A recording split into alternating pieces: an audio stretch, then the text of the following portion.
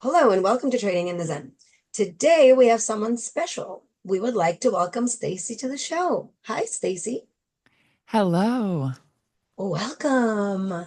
Thank you. Thank you for Welcome. having me. I'm so excited to be here today.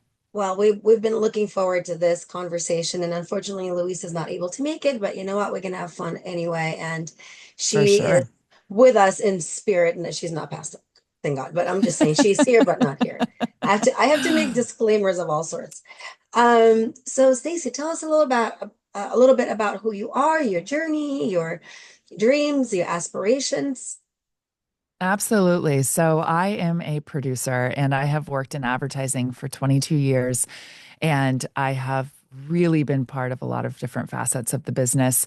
But specifically, I've owned my own production company for the past 9.5, going on 10 years. And so I have seen a lot of different types of productions. We specifically produce commercials, photography, experiential live events, conferences, you name it. Oh, that's very interesting. And how did you start in the whole world of advertising and producing? What brought you to it? Believe it or not, I started modeling when I was 11 years old, and Oh, I moved to New York when I was 16. And this was in the 90s, and I was a model for runway shows and print editorial advertising. And I kept seeing people running around with clipboards and headsets, and I really wanted to do that. I loved modeling, but it wasn't really, I wanted to use my brain a little bit more. I wanted to be part of the production side of things, the behind the scenes. hmm. Well, as you know, I come from an acting background, and I'm still acting when Yeah. uh, when it's possible. So, from what I understand, you balance a lot of different things. You do many things, and you're interested in many different aspects of life and business. And can you tell our listeners a little bit about what it is that you like to do, other business ventures you're starting? Because you're very interesting. They're so vastly different. You go from production to some of the other stuff. So take us through it. Absolutely. So I am a mother. I have two boys. They are 10 and 12 years old. And that right there sets a lot of how put my day together and what my priorities are. But in Mhm. addition to be a mother, I do own several businesses. And in addition to Plaid Pony Productions, I have Spice and Time, which is a catering company. But I also am very involved with education. So I host monthly workshops for people trying to get into the production industry, whether on the acting side, modeling side, whether Mhm. you're a photographer or a lighting specialist. Those workshops and education are really important to me. And in addition to that, I just launched F2B2 with Michelle Musso with Musso Media. And F2B2 is finance, fintech, business, and blockchain. And we will be having some virtual summits as well as an in-person summit in April. So there's definitely a lot that I'm doing. In terms of balancing it all, Yes. I I utilize experts in the field, whether it's experts in time management, psychology, wellness, anything that helps me stay focused, grounded, and not spiraling, because Mhm. it can be a lot to manage all of the things I just mentioned. Mhm. So I'm wondering, what is your routine like? Because you have so many hats, right? And so, Yes. first and foremost, you wake up, I'm sure, you're a mom and you have a lot to do. And then you have all of these other moving parts. How do you keep sane? That's a great question. So, my first and foremost rule is not to touch my phone for the first 30 minutes. Sometimes I break that rule, especially if I'm in the middle of a production, but I try to wake up in the fives, whether that's, 4:55, so I'm awake at 5 or 5:15, but I'm definitely awake in the 5 a.m. space, so that by 5:45 I am on my yoga mat and I am already stretching and doing a different type of whatever the yoga routine is for the day. Then I meditate, set my practice, my intention for the day and my goals, and I really clear my mind before all of the chaos enters. Then I turn on my phone. I see all of my emails from my different ventures, my companies, different avenues. I mean, I have a staff I have to manage in addition to my children. So after I get into the emails, I make the kids' lunches, I take the kids to school, and I have a walking meeting in the morning. I always walk my dog, but I make it useful by having that meeting while I'm walking. So walking every day is extremely important to me, whether it's 45 minutes to an hour, but definitely walking every day. And then I come back, I have my coffee, and I dive into the day of work, whether it's meetings or I'm on set or I am running a production in real life, virtual, or or business development. And that can be a whole bunch of things. But another thing that's really important to me every day is making time for my kids to pick them up from school.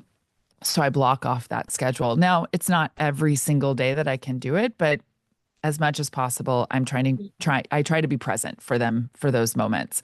But because I own businesses and I am an entrepreneur, I don't have a 9 to 5, right? So if I pick up the kids, then that means that hour of work that I'm doing later, it's in a different time when they're sleeping or they're doing something else like soccer practice. Hmm. You definitely seem like you're really efficient with your time. And I think efficiency, Very much so. yeah, efficiency is really important. Um, what when when you get overwhelmed, I'm sure everyone gets overwhelmed.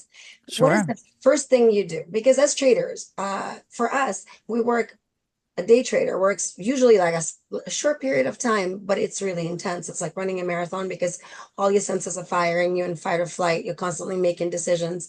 And the overwhelm can be something that we deal with daily because you wear so many hats. When you get overwhelmed, what is the first thing you do? When you start I when you take start it. feeling in your uh, body and saying, "Oh my gosh, I'm starting to panic a little bit. I'm overwhelmed." First thing you do. Absolutely. That's a great question. The very first thing I do is take a deep breath. And Mm. it is a super big belly breath because you really need to bring your nervous system back down because that's what's happening, right? There's a lot of chaos around you and you're absorbing that chaos. So first you have to reset. It's just a deep breath. And then you look at what is in your control in that exact moment and start to prioritize it based on what can I control and what is out of my control.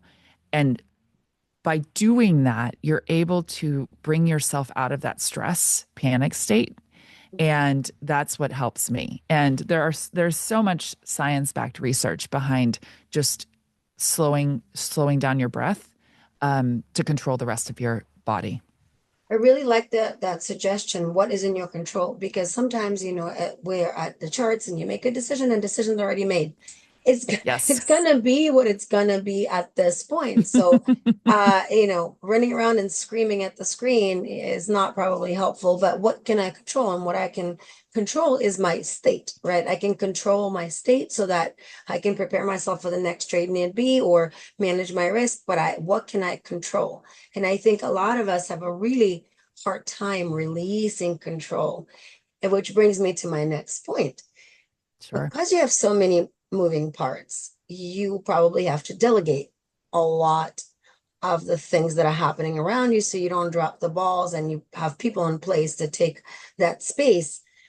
How easy or hard is it to release control of something that you really care about into someone else's care and just have the trust that it's going to work out the way you envision Oh, it's hard. I mean, it? especially if you are a type A personality and or you're insatiable or you are a little bit on the OCD side. I think over the years I've had to learn what is I have categories of A, B, C, D. And it's like, what am I extremely good at, but I also extremely enjoy. And those skills or that project or whatever that task is, that fits in my A column.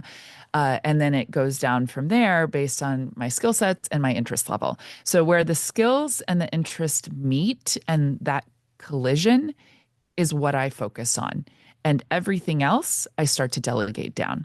And so whatever that delegation is, whether it's to one of my employees or one of my team members, whether it's hiring on, a housekeeper to help you with your house, landscapers maybe with your lawn, looking at what your skill set is and then deciding if it makes sense for your time to be spent in that next 30 minutes to an hour, or can you delegate that to someone who's more efficient with that hour of time and then fill that hour of time with something you're extremely good at, but you also enjoy. Well, that makes a lot of sense. It's just a lot of trust, and in our business, every decision we make, we control, and then you Sure. have to own the outcome. And sometimes you're like, oh my goodness, I am responsible for everything. If you have accountability, right? Like some traders blame the weather, humidity, the markets, everyone's against them. But essentially, you made that decision and you're gonna have to live with that decision. And so you you have to trust the process and kind of let go a lot of um, what you feel your path will be and what it is, and just be present to what it is, because some traders take forever to get good. Some people are so good, and you just always like in competition with other people you feel, but truly it's you against you. And that's it's a hard pill to Well, swallow. and you will make mistakes in, who you trust, right? If you delegate something to someone that you have trusted in and they fail in that task, right? They've failed and you have to go clean it up or hire somebody new to fix what was done. Well, for me, I call it the plaid pony education. And I just call it a tax, the education tax that I have to pay because you only know what you know, right? You don't know what you don't know. So if you hire on a team member who you have interviewed and, really vetted them and given them something to do, and they still don't do it to your level of expectation, then, you have to look at yourself. Well, you made the decision to hire this person. So how can you improve your process in order to not have that happen again? I do have a rule that if I make a mistake, it only happens once. And if that mistake is happening over and over and over again, then the process is broken. Whether that's a process that you've implemented as part of your daily routine or part of your business development or your business strategy and operations, it's really important to look inward and question why the same mistake is happening. So if you are delegating and it's not being, achieved to the level that you're expecting it to be, then, self-awareness is huge. And successful people are some of the most self-aware. Now, I'm not, that's definitely generalizing not everybody is self-aware who's successful. However, there are a lot of people that do analyze what they're doing on a daily basis in order to achieve their goals, whether it's for a company or whether it's for your own business. That's a really good point, because I can totally relate with that to trading. When you're making the same mistake over and over, and you're not saying to yourself something in my process is not working, and people run around and do other things, but what you should look at is where in the process there's something there. You should be more process oriented rather than outcome oriented, especially for us, because sometimes the process is faulty and then the outcome will be the same until you fix that. But it's so hard to like dig deep and Absolutely. say, my goodness, like what am I doing? Why is this happening to me? Um, and then some of it is you should asking someone else for advice, because we're so like, I don't, it's all me, I'm not gonna, but saying, listen, Yeah. I'm messing up, I'm failing at this. Like, asking for help is probably really healthy. Do you frequently ask for help when you feel like things are getting overwhelming, or do you try to push through and find a solution on your own? Oh no, I surround myself with experts in all fields because I am not an expert in everything. I am an expert in a lot of things, but there is still a need to lean on a support group of people, whether Mhm. it is a mentor, a business mentor, a family member, a best friend, a colleague. And I have different outlets for every avenue of my life. For example, a business partner that understands my finance adventure is not going to be the same support system that maybe I'll talk about my son's middle school drama situation. Mhm. I it's very important to understand reciprocant of your advice that you're seeking, and who are you asking for help with the problem, right? If it's a marriage problem, maybe you don't go to your clients and Right. ask them. But and I'm making a broad, kind of Yes. example, but having a big, a tight network of people you truly trust is important. And I definitely have a lot of those incredible people in my life. And I've been doing that since I started my career, looking at my mentors above and under me, right? Because I don't, under me meaning like younger and maybe less experienced, because, say I have a question about a generational gap situation. I'm not going to be able to ask somebody in their 50s and 60s to explain to me what a term or a operation strategy is for somebody that's, 25 or 24. And their experiences are going to be different. So leaning into experts in each of your avenues of life is so helpful to Mhm. making you more efficient and effective every single day. What about work-life balance? You have a lot going on, right? Hmm. When do you get to relax? When do you get to turn off? When do you get to do something fun? Because then you become slavery, and Sure.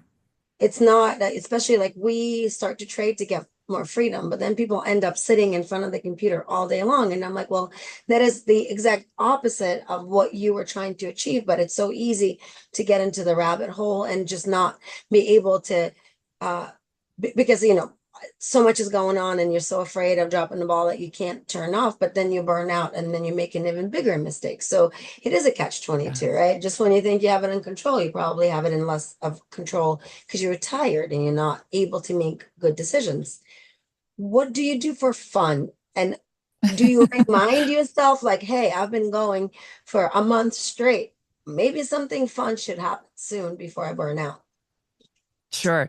Well, first and foremost, the perfect balance does not really exist, right? Because there's only so many hours in the day. So you can't give all of your different work or responsibilities the exact same amount of time every day.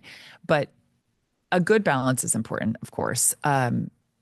Having fun, number one, you should find something that you do for work. Find something fun in your work because, you're not going to be able to uh, perfectly disconnect and fill all of your days with one piece of fun for the rest.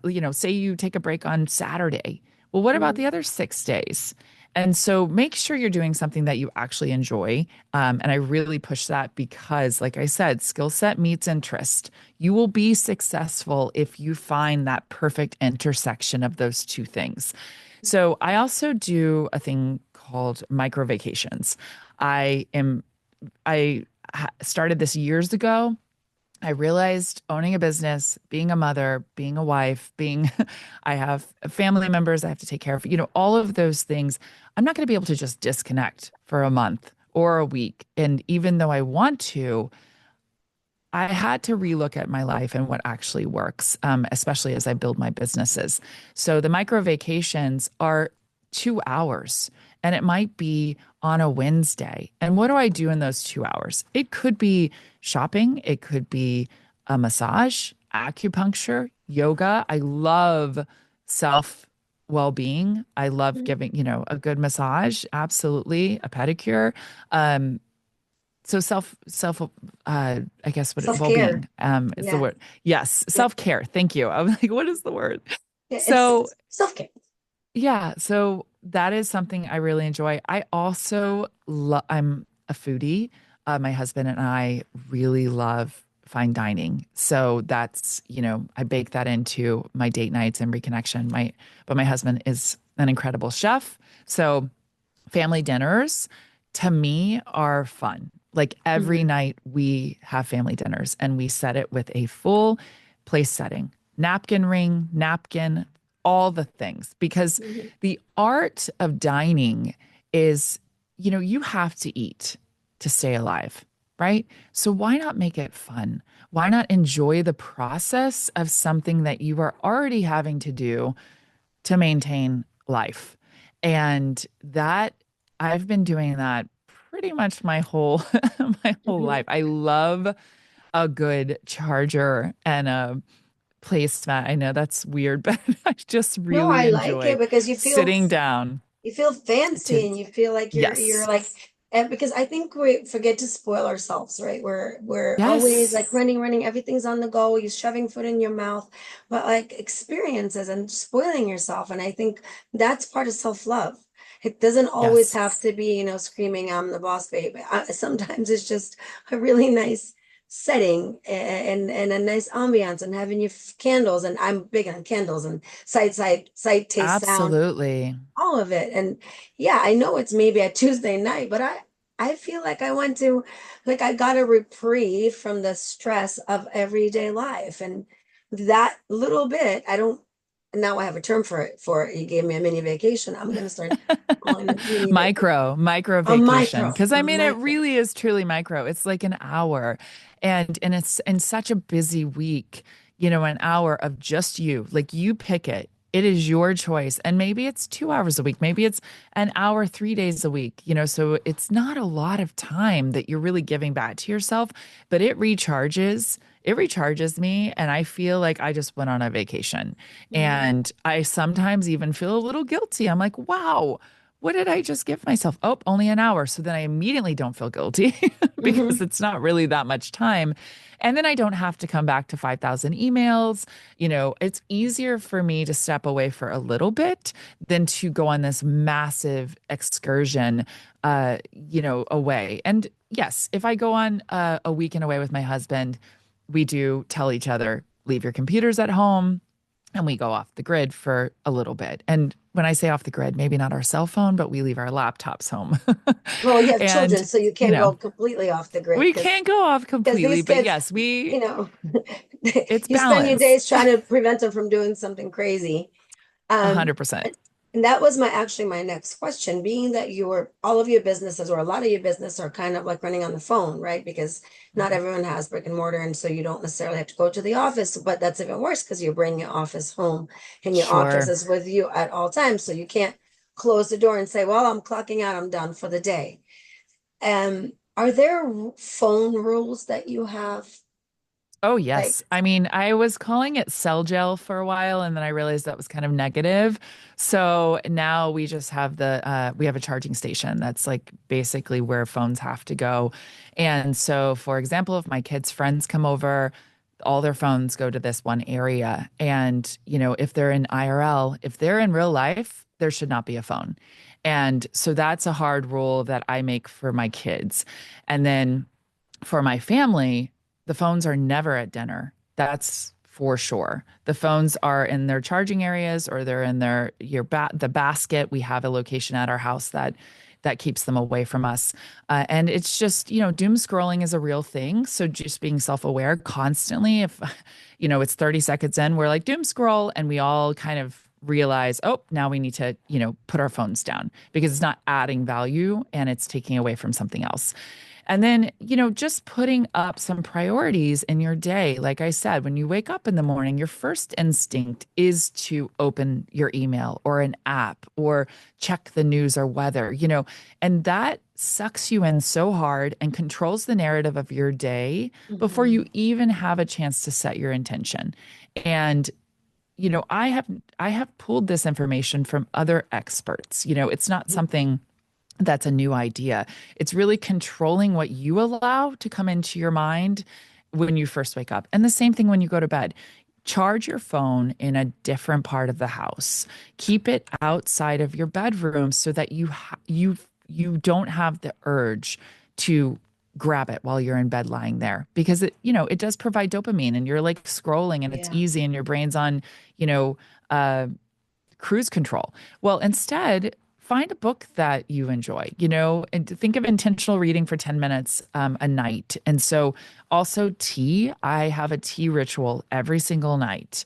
I love bourbon. And I realized as I got older, I had to, really find a healthier solution for my nighttime wind down. Mhm. And so, herbal loose leaf teas I get from a local herbalist in where I live.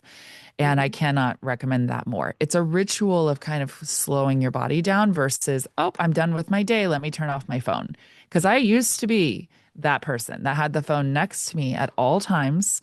I never disconnected. I was obsessed with work, connection, what's going on with my friend circles, all of that. And I had to really work on that because the people around me were suffering. And Mm. that's what you have to see. You're spending so much time with the people on the other end of the line on your phone or your email that you might be completely missing opportunities with the people right there in your own household or across the table from you. Yeah, I couldn't agree more. I realized that sometimes I have trouble sleeping because I have a monkey brain and it keeps going and going. And then I got into a habit of waking up and reaching for my phone and doom scrolling in the middle Sure. of the night because it provided some sort of relief or I don't know. But then I realized, okay, so I need to keep my phone not in the room because then I would wake up just to do that. My brain would wake Yeah. me up so I can like catch up on some craziness on Instagram at 3 in the morning. Like that is Yeah. not sustainable. And I'm like, what am I doing? Like I'm looking at dogs dancing. I'm like, this is terrible. Like this is the bottom of the internet. Maybe you should sleep. And then like you, I love whiskey. Like never, I love whiskey. So I'm like, well, that's also not sustainable. I can't be like, downing whiskey every night. I'm not gonna say no to whiskey, but maybe like Monday through Friday through Sure. Thursday is not sustainable. And so I'm Ukrainian, so I come from a big culture of teas. And I'm like, well, let's go back to that. But except Yeah, for we used to drink absolutely. black tea. I'm like, well, that's not very Oh helpful. yeah, Let's maybe herbal. Yeah, no maybe caffeine. I herbal tea. definitely Yeah, I yeah. like I was my like, why am I coffee, so so I awake? I feel great, And I'm like, well, this is not this crackpot's not good at night. And so, you yeah. slowly start to like eliminate some things. You're like, okay, so now I love a good tea at night and I put all sorts of stuff in it and turmeric and lemon and, before Yeah, bed. great. It's so Yeah, the good. So cinnamon. good. I create my own little concoctions. But And you then just said the act something, of doing that is a ritual, right? And so those rituals, it's right? like, just like you have an oral fixation of maybe having something in your hand while you're in bed, calming down, and that's it. Replace it with a book, a pen and paper, or a glass of tea, Speaking a of mug of books, tea. do you Yes, have we love to read. Louise will, if she were same. here, she'd scream yes. We love to read. And is there a book that you've read lately that you are recommending to everyone and anyone who listen? I have so many. I probably Atomic Habits is one of my favorite. I know that's not a new book, but Atomic Habits and Circadian Code, both of those really kind of got me on my journey of being more efficient. 5 a.m. Club.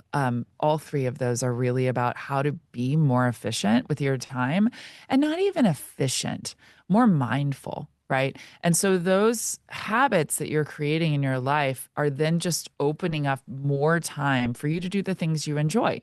So Mhm, when we talked about having fun, well, now I have more time to have fun because mhm, I have made my time more efficient. So yeah, Atomic Habits, Circadian Code. I also follow Mel Robbins. I love her. I think mhm, she is a phenomenal mentor and leader in the wellness space. And well, she has podcasts on basically everything, but mhm, she has a new book coming out. But then I also like her 5 second rule. I literally, that's a book. One of her books is 5 second rule. I use that and I taught my kids that, you're in bed and you don't want to get out of bed, right? Who wants to get out of bed, especially at 5 in the morning? And so the 5 second rule is literally 5, 4, 3, 2, 1. And you like roll out of your bed, army crawl to the bathroom, whatever you have to do, you leave your bed and you say goodbye. You're like, goodbye, I'm done with you until mhm, the following night. And I have used that so much to become more of a morning person.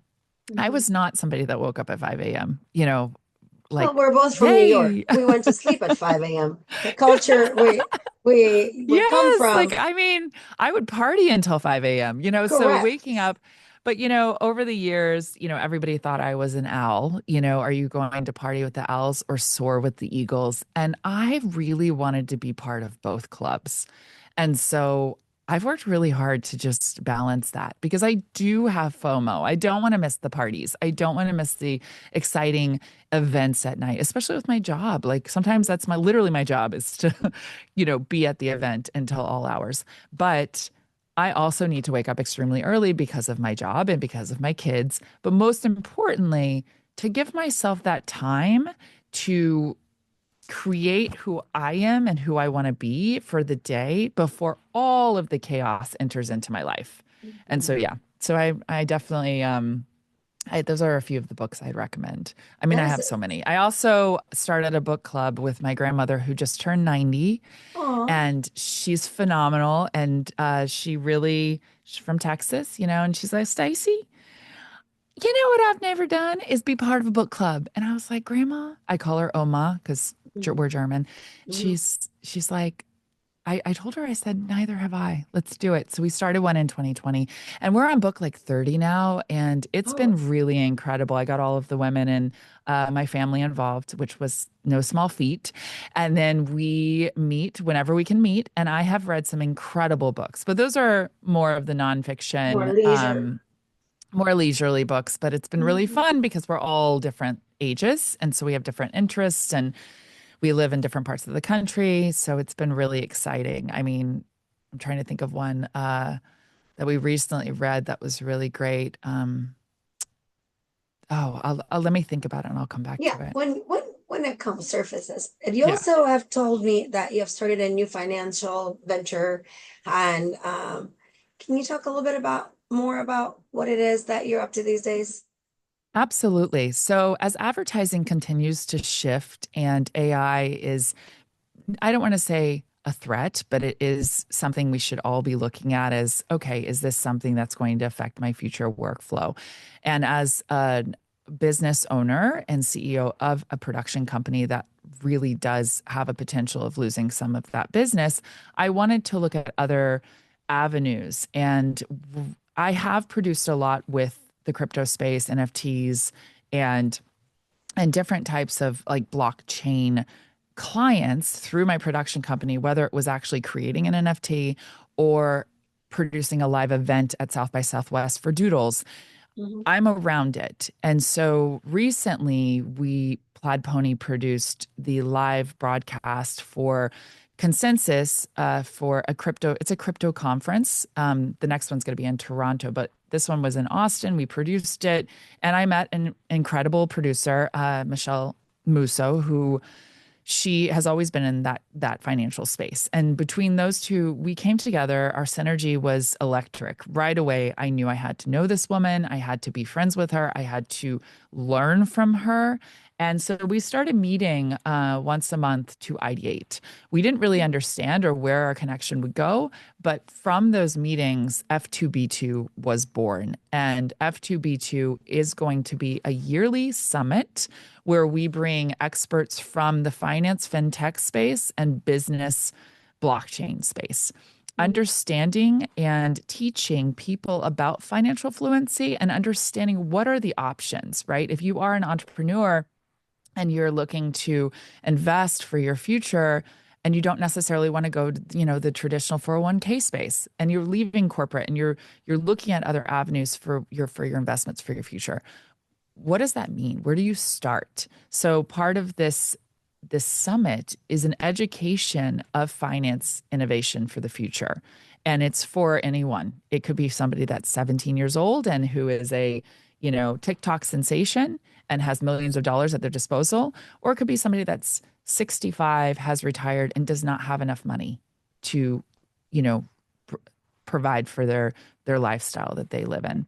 And so I'm passionate about it because it's something that, we talk about, but we don't really talk about, and if you're not Mhm. part of the finance team, you're kind of like, oh, I'm not in finance. Well, but aren't we all? Because we all make money, we're all spending money. And that's what I want to shed light to. Plaid Mhm. Pony Productions was my brainchild and I self-funded it. And I have to this day been able to do that. And it's Mhm. cash flow and understanding how the money flows from client to your teams and how you manage that. And it's something that makes sense to me. And I want to be able to help other entrepreneurs and business owners and women, men alike, whoever understand. And so by bringing these experts together, we're hoping to learn and teach. Hmm. I think financial literacy is really lacking um, with every generation. You go from Gen Z to, millennials and all of that other stuff. So I think because we don't teach it at school, and then, we people at 18 have access to, they can't drink it, but you can open a credit card. Yeah, And you can get absolutely. yourself in a serious financial debt before you even have a drink legally. But yeah, it's very, in my opinion, it's a really great thing for people to just even educate themselves a little bit more as to how to control your own well-being, your own financial well-being.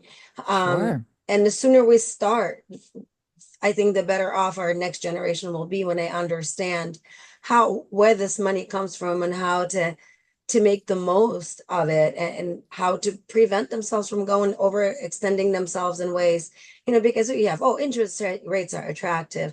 Here's an extra credit card, and Hmm. someone's going to have to pay that back, but at Sure. the Sure. time you're not thinking of any of that. And then by the time you're thinking, and then college loans and all that other stuff, I think that our children come out of college and they're already in a substantial amount of debt.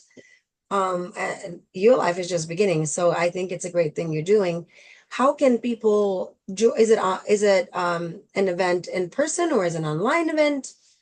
Yes, great question. So the first virtual event will be next Thursday, October 24th, and it is Mhm. a multiple hour conference where you can join, come and go as you please, because we have a panel of over 15 speakers.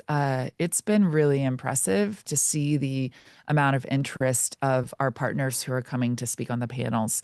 So next week is going to be virtual. And I say next week, I don't know when this will air. So it's October 24th, Okay. Thursday, October 24th. And so how you would find the login is there's an Instagram page, F2B2 Summit. Very simple. You just go right there and the login and the sign up is there. It is going to be more uh, it's going to be definitely flushed out as a full campaign as we prepare for our in-person summit in Mhm. April, which right now we're looking at either Boston or New York, and so we'll definitely be posting and bringing that Mhm. information to light as it comes together with our different partners. And so F2B2 Summit is the Instagram handle.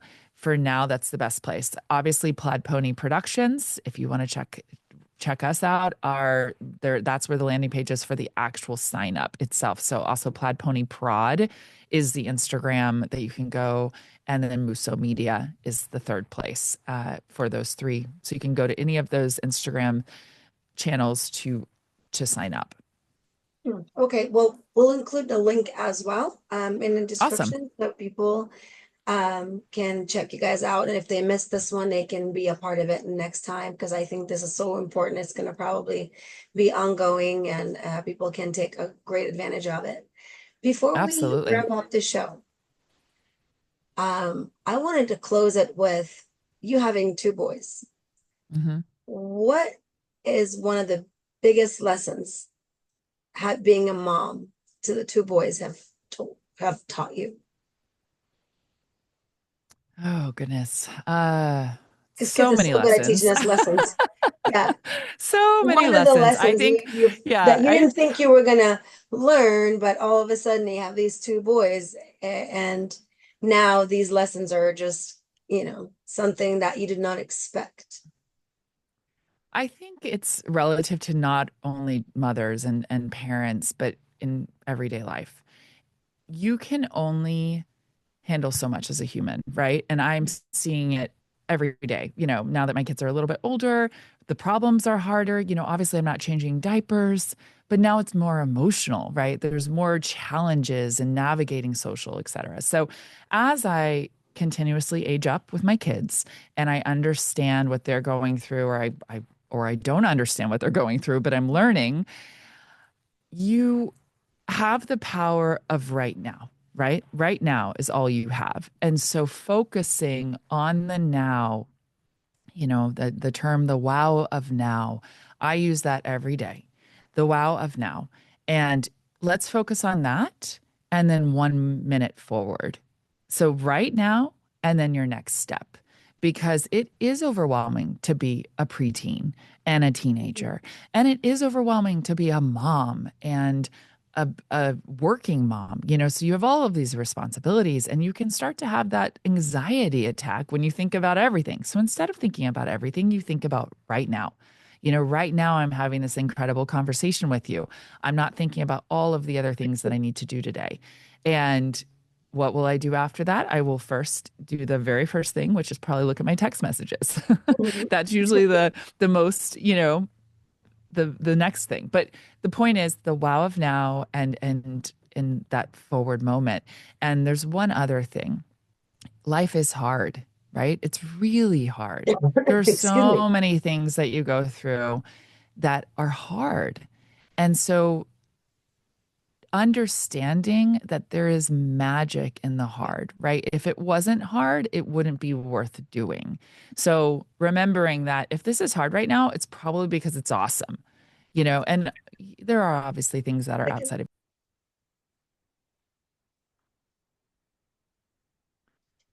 And so Yes. Yes. the I'm sure that the lessons keep on coming, right? And the Sure. the Yeah. the You whole never stop. conversation about just go one you whatever that next step is, focus on that one little step, and that way you don't get overwhelmed because we're trying to do Yes. everything at once. And if you can just do what's next, you can make that next step, and then look for the next step. And it's such a good way also to slow you down from just Yes. firing on all ends. And so that is such great advice. You have been And a this, wonderful guest. well, thank you. And this is something that I have learned. It's not like Yeah. I just became this mom that was like so Zen. I was not. I was running on all cylinders. I was, trying to change diapers and be on a conference call at the same time, take walking my son and being on a Zoom meeting. I mean, it's just Mhm. I've tried to do it all. So as I've learned from what is not successful, right? What is doesn't work, Right. it's and also my kids, seeing their challenges and seeing their moments of complete, when they're so overwhelmed with something. It's like, well, what advice can I give them? Because I'm feeling overwhelmed with them. And we're Mhm. both starting to, feel that panic and the rise of stress, right? And so, in addition to that belly breath, it's like, well, now what? Well, now we go put our shoes on, or we get the car keys, or we, it's so simple. It might be like, I'm going to drink some water, right? Mhm. And when so that next step is not, oh, what am I going to do in my future? No, no, Mhm. that's too big of a next step. The next Yes. step is very physical in that moment of, oh, I'm going to brush my hair and get ready for bed. That's the next step. And so by doing those micro, by really slowing it down and taking tiny steps, it really makes everything feel achievable at that point because you realize, oh, okay, and I know I was only supposed to give one piece of No, advice, but you the can give third piece another of piece of advice, advice now that I'm done with my coughing fit. Go on. yeah, no, I'm glad you're okay. The third piece of advice I would say is understanding the effect in this moment. Is this going to affect me in 5 years?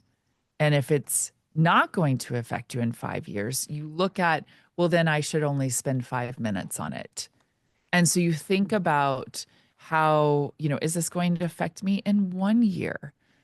No, then let's spend 1 minute on it. And you can use that formula for a lot of things, but that's helped me a lot with taking something that feels so important right now, right? You missed a meeting, or you didn't get your kids to school in time, or you got in a fight with your significant other. Look at where the priorities are. And by doing that mental check, is this going to affect me in 3 years?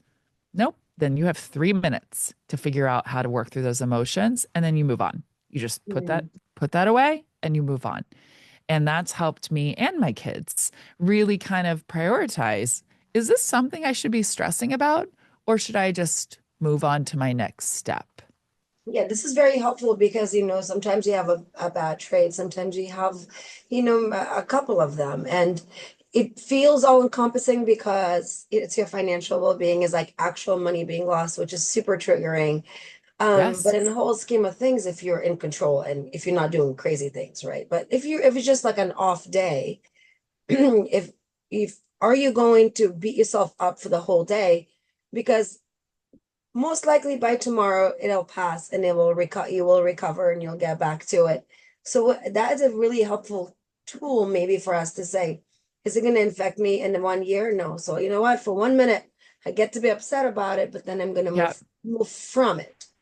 Because And then if once you it get is stuck in five it, years, yeah, exactly. And if it is 5 years, then yes, you need to pause and you need to figure out that solution and you need to yeah, spend some time with it. You shouldn't just move on because if it is going to affect you in 5 years, then it's a bigger thing and you should take a breath, make some space in your schedule to solve that issue. right. In our case, it's probably best to just stop trading for a few days, whether it be a week. Just take a breath because what you want to Yeah. do, because you're so triggered, you want to jump back into the fire. But sometimes what's best to do is just to step away, reassess, catch your breath, and then come back to it. I'm going to use this rule from now on. And when I beat myself up, I'm going to say, listen, is it going to affect you? And if honestly, if you're a trader and it's going to affect you for 5 next years, you are not, there's something terribly off and Mm-hmm. that deserves to be 100%. looked at. Well, we've come to the end of the show, Stacy, and it has been such a great conversation. And you have given so much information and so many tools that I personally was like, huh, okay, between the micro vacations and how long will this affect me for? These are the tools that we all can use. We are so grateful to have you, and thank you so much for sharing your wisdom. And we Thank wish you. you all the best in all your ventures. Thank We you for have come having to the end me. of our show. We're going to say goodbye to Stacy, and we'll see you soon.